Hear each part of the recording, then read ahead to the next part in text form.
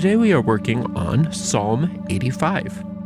In Psalm Magic, we often use Psalm 85 in order to forgive other people and in order to receive forgiveness. And we also use it to find peace. And that's kind of a little mystery there, that forgiveness helps us to find peace.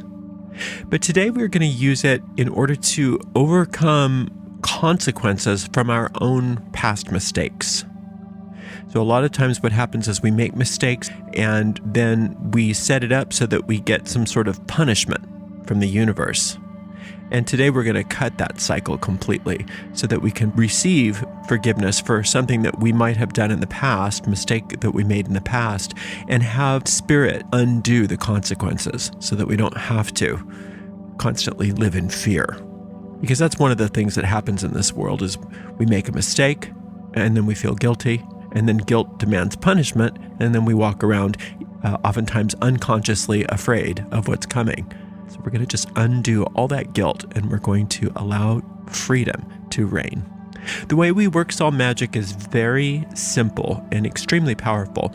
We take the psalm in question and we read it out loud as an incantation. So we just do it out loud all the way through once without stopping.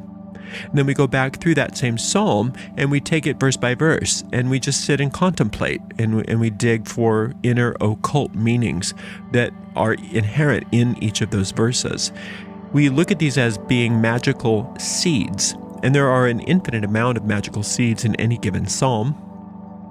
And through this process of contemplating and searching for those seeds, we are in effect planting those seeds into the fertile ground of our deep minds. And then those seeds actually take root, and then they grow. They blossom forth, and then they bear fruit after their kind. And that is exactly what we are going to do together right now with Psalm 85. Lord, Thou hast been favorable unto thy land. Thou hast brought back the captivity of Jacob. Thou hast forgiven the iniquity of thy people. Thou hast covered all their sin. Selah.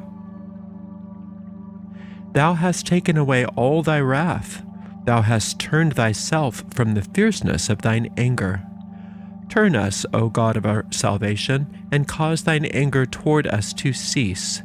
Wilt thou be angry with us forever? Wilt thou draw out thine anger to all generations? Wilt thou not revive us again, that thy people may rejoice in thee? Show us thy mercy, O Lord, and grant us thy salvation. I will hear what God the Lord will speak, for he will speak peace unto his people and to his saints, but let them not turn again to folly. Surely his salvation is nigh them that fear him, that glory may dwell in our land. Mercy and truth are met together. Righteousness and peace have kissed each other. Truth shall speak out of the earth, and righteousness shall look down from heaven. Yea, the Lord shall give that which is good, and our land shall yield her increase. Righteousness shall go before him, and shall set us in the way of his steps. Okay, that's a wonderful psalm. So let's get going with this. Lord, thou hast been favorable unto thy land. So Lord in the Hebrew version of this psalm is the tetragrammaton, and that's a 4-letter word. It's a 4-letter word for God.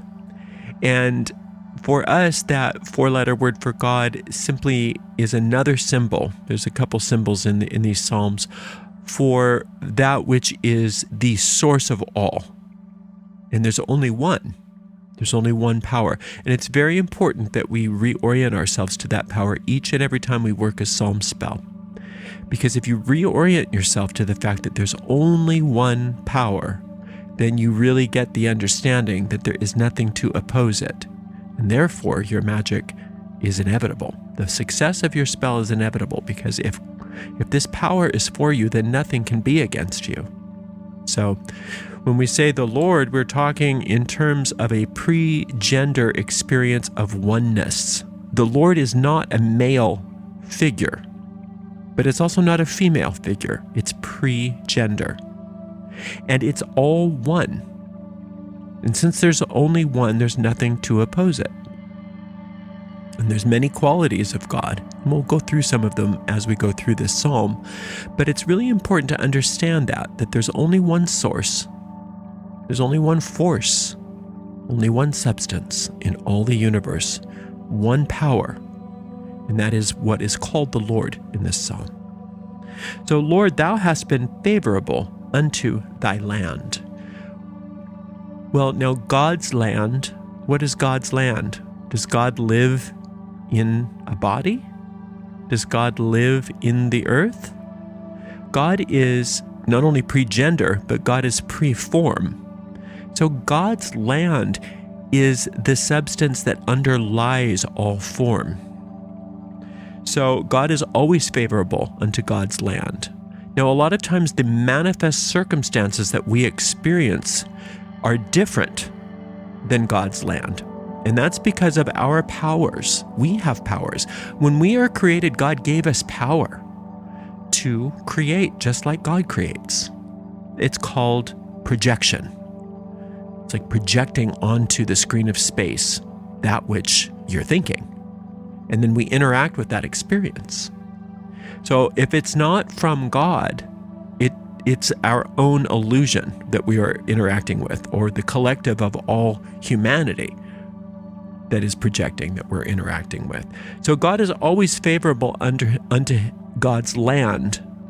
But remember that God's land isn't always the same as our land, depending on the thoughts that underlie the manifestation. Thou hast brought back the captivity of Jacob. Now, the captivity of Jacob in the story is not as important as what it means for us. In the story, Jacob being captive, the Israelites were constantly having problems being an occupied people. Now remember who Jacob was. Jacob was a very flawed individual and a lot of character defects, and kept trying anyway. Jacob kept doing his best and kept coming back and trying again and trying again and trying again, making all kinds of horrible mistakes. Now, what did God do? Did God say, "Oh, Jacob, I'm sorry, but you have to go to hell for all eternity because your mistakes are just too much"? No. In the story, God said, "Jacob, I forgive you. It's okay. You're doing your best. In fact, instead of punishing you, I'm going to rename you Israel. I'm going to rename you. I'm going to help you." And so when God renamed Jacob Israel, God initiated Jacob. God lifted Jacob up. And who is Jacob? Jacob is you. You are Jacob. Okay, that's the only reason why these stories even exist, is for you to understand that they are parts of you. They are parts of each of us. They are within us. So no matter what you have done, if you are feeling like you are captive, if you are feeling like you are being imprisoned by your own mistakes, God's answer to that is not more punishment. God's answer to that is release and initiation, lifting you up into freedom. Thou hast forgiven the iniquity of thy people. Thou hast covered all their sin. So the iniquity of God's people in the Psalms, from a magical point of view, always represent thoughts. You are a thought in the mind of God. And when God gave you your powers, God gave you freedom to choose. And you can choose anything you want. You can choose to use your mind in any way you want to. But if you choose to use your mind in a way other than the way that God thinks, then what you get are consequences. What you get are negative experiences. What you get are the fruits of the seeds that you plant in your deep mind. So when we experience things in this world that are not of God, it's not because it's God's fault. It's because we're misusing our minds. And what does God do? Forgive the iniquity of those thoughts and cover those sins. Meaning, God realizes that you can't sin. God realizes that you can't have iniquity. It's just that you're misusing your mind. The only way to misuse your mind is to think thoughts that are not real. And what does that do? It causes us to go to sleep. It causes us to have very violent, awful nightmares. And that's what this whole world is an awful, violent nightmare. But God says, no, I don't see it that way, and I'm going to wait for you to wake up. And if you want to wake up now, I'm here for you. Then it says Selah, which means just think about that. Think about the fact that God already forgave you before you ever did anything. Why? Because God never condemned you in the first place. Thou hast taken away all thy wrath. Thou hast turned thyself from the fierceness of thine anger. Here's our projection again. That's what we do. We project onto God our own wrath. We project onto God our own, quote, iniquities, our own negative thoughts. So we misuse our minds, and then we create effects, and then we say, look how mean God is. Right? So we're recognizing that God takes away wrath. God doesn't increase wrath. God takes away our wrath. But what do we have to do? We have to offer it up to God. We have to say, I don't want this anymore. I don't want to think like this anymore. I don't want to think wrathful thoughts. Please take it away. Please turn yourself away from the fierceness of your anger, meaning help me turn away from my own fierce anger.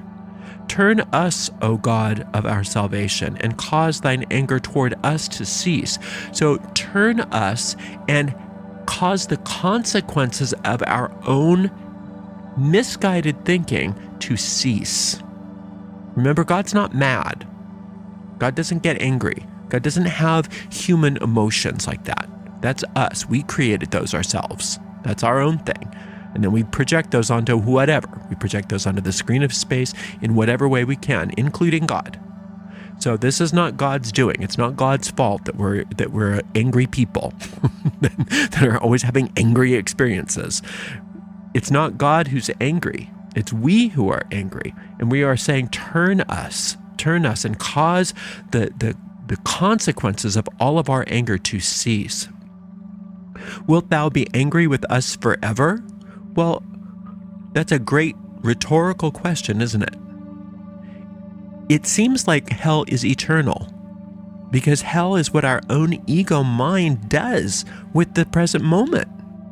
That's our ego makes that up for us. And in the moment, it seems like eternity.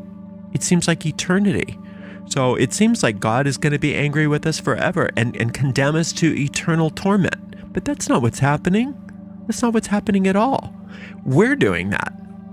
And as soon as we realize that that's us, then the ball's back in our court. And we can say, I want to think differently. I want to have a different experience here. Wilt thou draw out thine anger to all generations? So is this going to just be going on and on and on? Is this what the earth is all about? Is you being so mean to us all the time? Recognizing now that God's not mean. That's not God's doing. God is very, very patient. And remember who God is. God is infinite intelligence, infinite love, infinite peace. Right? God is infinite law. And God's laws can't be violated, but we can sure pretend, we can sure dream. And remember that our powers of thought are extremely potent. Our dreams don't seem like dreams. So when we say it's an illusion, don't take that to mean like, oh, well, whatever, it's just an illusion. No, it's a real major experience here in this earth. You don't want to discount the viciousness of this world and say, oh, well, because that's just another trick of the ego. No, we have to look at this and we have to commit ourselves to changing our thoughts. Wilt thou not revive us again, that thy people may rejoice in thee? And God's response to that is, you could just go right to the rejoicing. And if you went right to the rejoicing, all of the drama would be gone. But that still has to be your decision. When you say, I don't know what decision to make, God, can you decide for me? Well, we've given God permission to work with us, to use our minds, to show us how to use our minds in a new way. And God is telling us how to use the mind in order to have freedom. Right here, it's through rejoicing. And it's saying rejoicing in God, rejoicing in thee. so what is God? God is not an external deity, is God. God's not some dude up in the sky that may one day help you if you're just do the right things, do the right rituals, do the right sacrifices, or if you're a really, really good boy or a really, really good girl or a really good whatever you are. God does not require that you be anything other than who you are, but God can't go against God's own laws. And God gave you free will, and the way you use your mind is the way you are going to experience the universe. Show us thy mercy, O Lord, and grant us thy salvation. Now that's a very, very good way to approach this power of infinite intelligence. Infinite intelligence is also infinite mercy and infinite salvation. Now what's salvation? Salvation is, in this case, the solving of this particular problem. So whatever it is that you brought to the psalm, whatever consequences you are either experiencing or are afraid you might experience because of past mistakes that you've made. Maybe you made a really bad investment and now you're expecting the worst. Maybe you cheated on your spouse and now you're expecting the worst. Maybe you did something really bad in your mind, what you consider to be really bad, and you are expecting the worst. And this is saying, well, wait a minute, we've got mercy and salvation. Mercy and salvation is what God wants to give you. God can lift you out of that.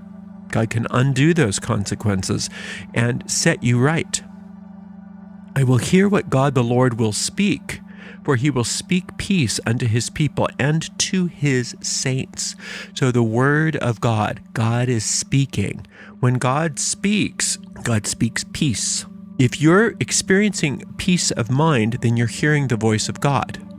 If you're experiencing anything other than peace of mind, you're listening to another voice in your head. We would call that the voice of the ego. So anything that's not peace is not God. That's just the bottom line. And the psalm is very explicit in that. And it's saying that that God's gonna speak peace to all God's people, which means all of God's thoughts, and God's saints. And what are God's saints?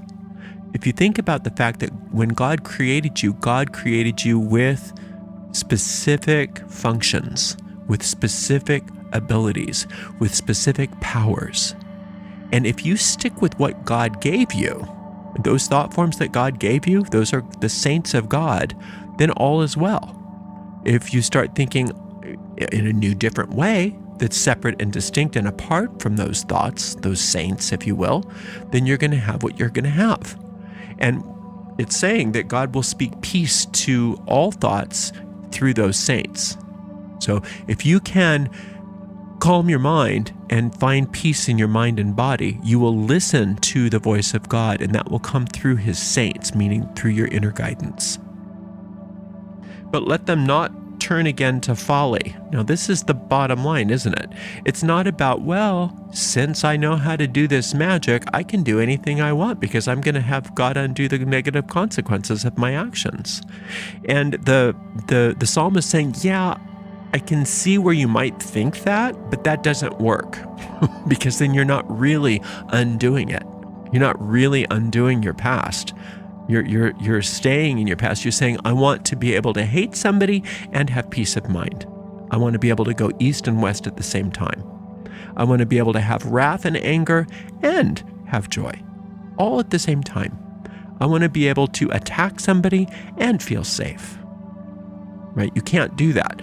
You not only have to let go of whatever that mistake was, but you have to let go of the thought forms which created that mistake for you in the first place. The attraction that you have to those kinds of mistakes. We're attracted. It's the ego has us attracted and interested in that which is going to cause us guilt. Anything that's going to make you feel guilty, that's what the ego wants for you. Why? Because then the ego knows that you're going to demand punishment because of your guilt. That's just what it is. Guilt always demands punishment. That's how it works. And so then you're going to be in a constant state of fear because you're a guilty person waiting for the punishment. And then the ego's really smart and says, but don't think about that anymore. Bury that, project it out onto the world so it looks like they're doing it. Right?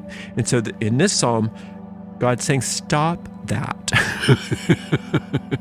if you don't turn to that kind of folly, then you don't have this anymore. And we can undo it completely, not only now, but for all eternity, because that habit of thought is then given up. Surely his salvation is nigh them that fear him, that glory may dwell in our land. Okay, so God's salvation is near to anybody that fears God. If you think about what fear is in this world, fear is a type of excitement that has pain attached to it.